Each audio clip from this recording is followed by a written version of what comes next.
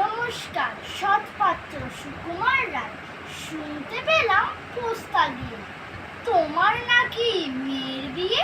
গঙ্গারামকে পাত্র পেলে, জানতে চাও সে কেমন ছেলে?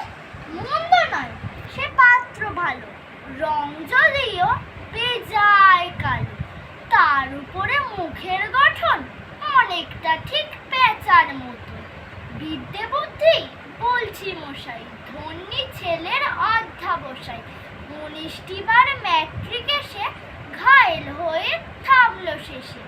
বিষয়াশয় গরিব বেজায়, কষ্টে সৃষ্টে দিন চলে যায়।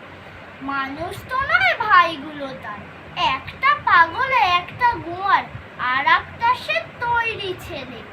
জাল করে নোট গেছেন জেলে, কনিষ্ঠটি তবলা বাজায়, যাত্রা দলে 5 টাকা পায়। গঙ্গারাম তো কেবল ভোগে, পিলে জ্বর আর পাণ্ডু রোগে। কিন্তু তারা উচ্চ ঘর, বংশরাজের বংশধর। শ্যামলাহিরি বনগ্রামে কি যেন হয় গঙ্গারামের। যা হোক, এবার পাত্র পেলে এমন কি আর মন্দ ছেলে।